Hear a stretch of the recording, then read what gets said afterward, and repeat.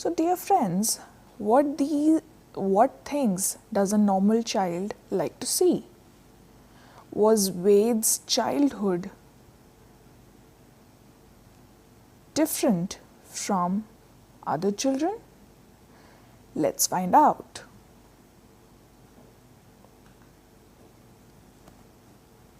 So, as you see in the slide here, in India, as elsewhere, every girl or boy has fond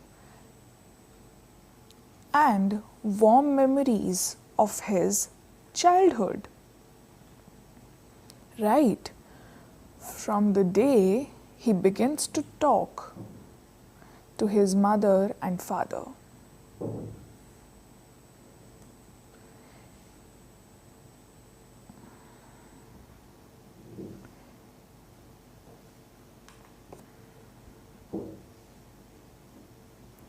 Who play with him, or the servants who prepare his meals, or watch him play in a nursery full of toys, remembering each and everything. And all these things and memories that a child creates, he always remember.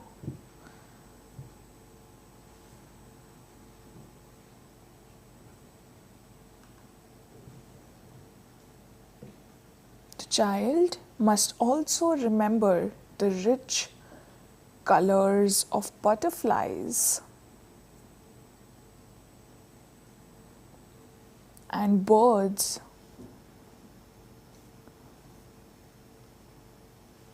which children everywhere always love to watch.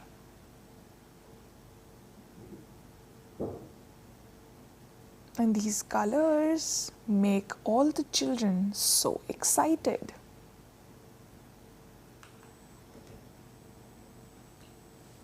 But when I was 3.5,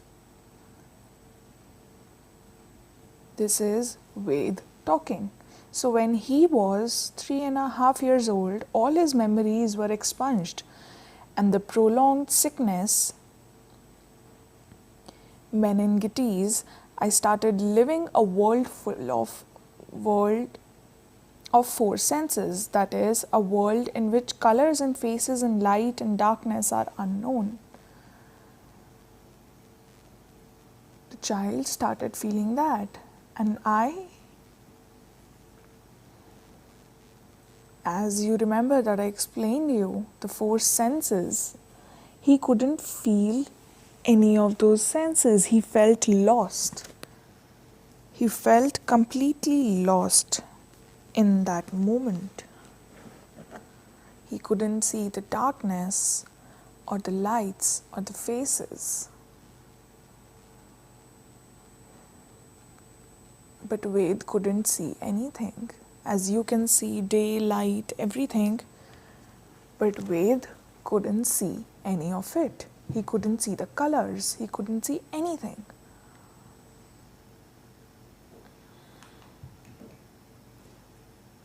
So as you see in the slide, if my age and the sickness deprived me of the treasured memories of sight,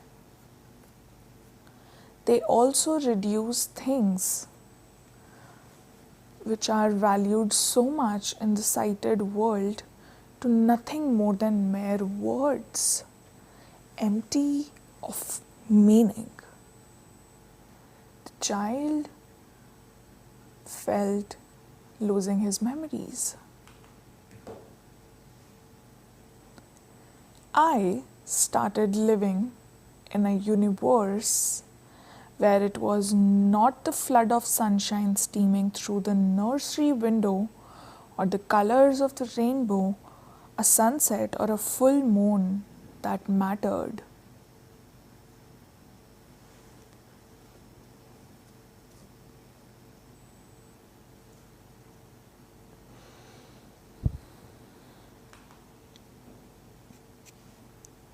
But the feel of the sun against the skin, the slow drizzling sound of spattering rain, the feel of the air just before coming out of the quiet night, the smell of the grass on warming morning. He couldn't see any of it.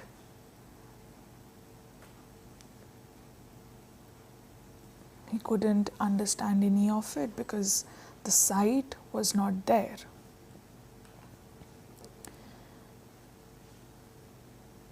It was a universe where at first, but only at first, I made my way fumbling and flattering. But this made him used to his routine. He accepted that he was now blind.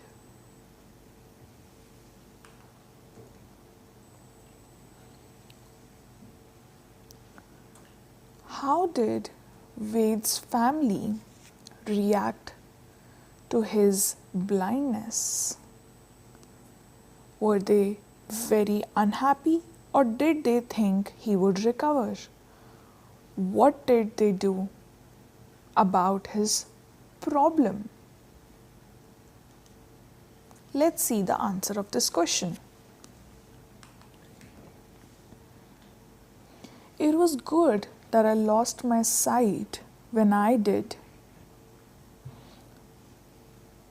because having no memories of seeing, there was nothing to look back to, nothing to miss.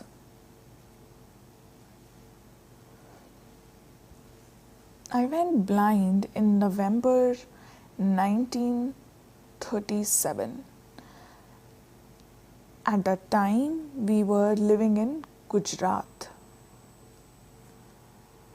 in the province of Punjab in northern India.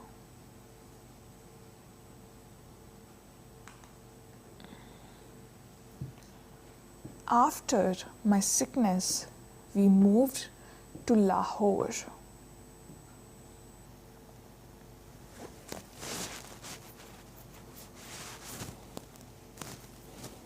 A few miles away, but the number of relatives who came to sympathize made my father ask for another transfer, this time to Karnal.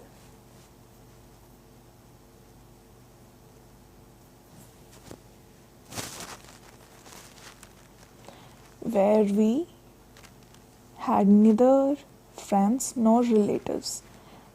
There got a cottage on the canal bank, built in very peaceful and quiet surroundings.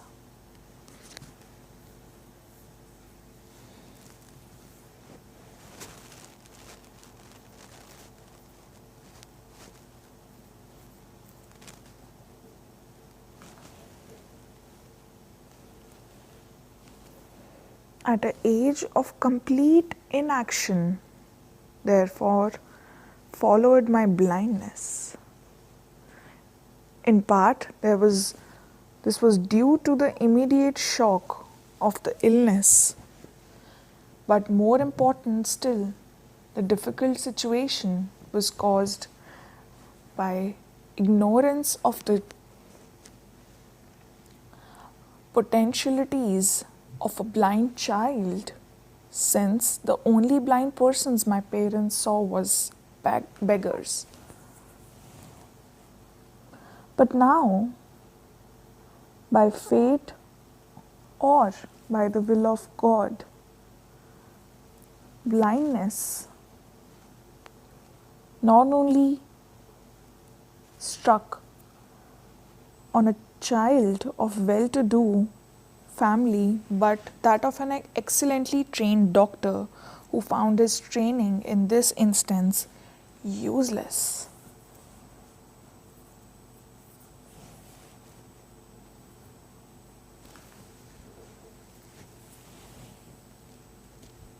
Still, his wide medical experience had prepared him for an acceptance of his tragedy, and he understood that any course of action must begin with the realization that I would be blind for rest of my life.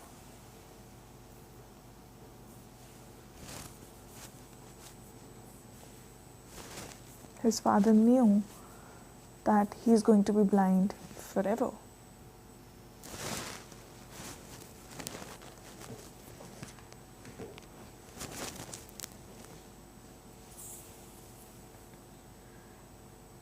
Another question we have here is that Ved's mother had her own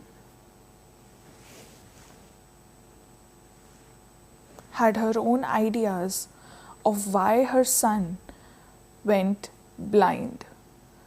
She also had her own methods of treating him. What were they? Did they do any good? Because she believed that her child could gain his sight.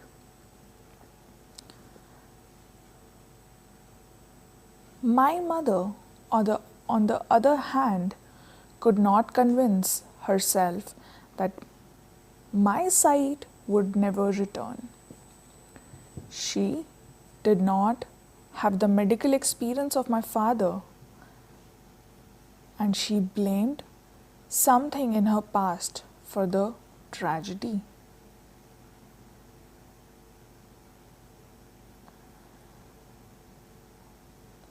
She kept blaming herself.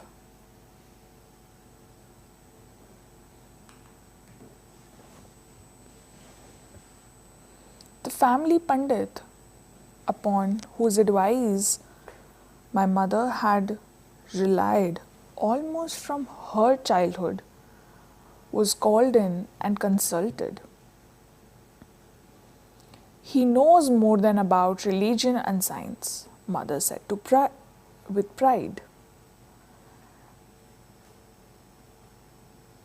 Because the mother has been asking for advice from her own childhood.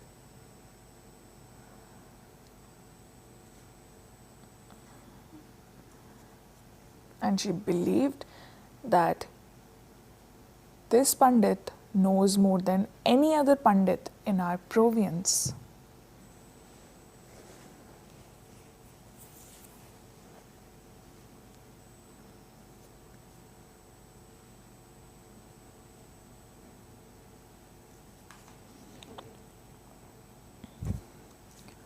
After a while, he took my hand and examined the lines, the hand of Veds. And then he looked at the mother's and he studied her forehead. Mumbling steadily, he said he found himself inadequate and more Pandits would have to be consulted. The mother said, okay.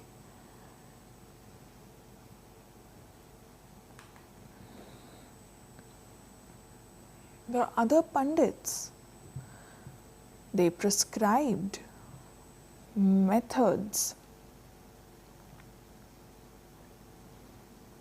ranging from intensive prayers to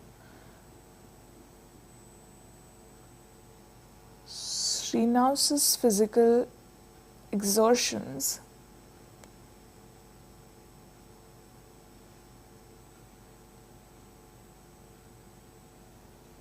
And for a fee, they agreed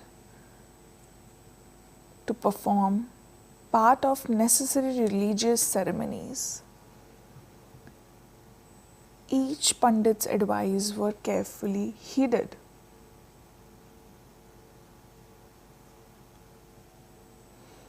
The mother listened more and more to the Pandits.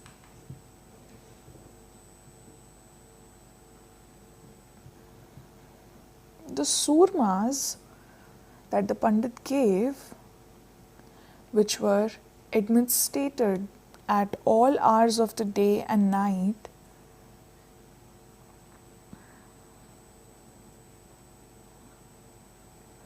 burned and stung my eyes.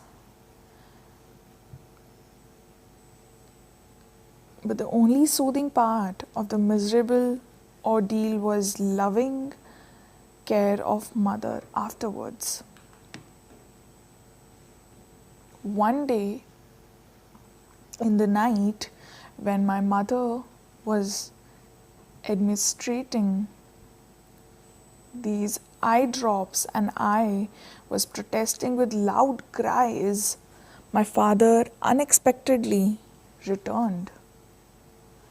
He asked, and I told him why I was crying. He was very angry.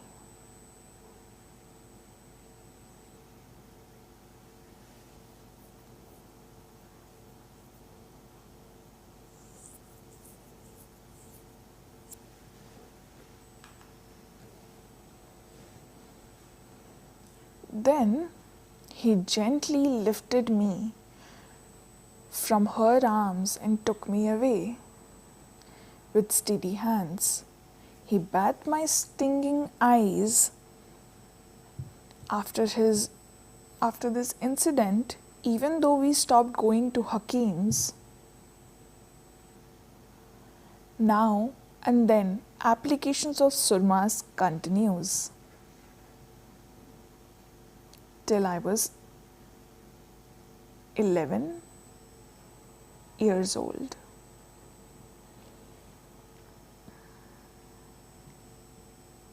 But they were very mild, and my mother always obtained my consent in advance. Earlier she used to force him, but now they always asked for consent.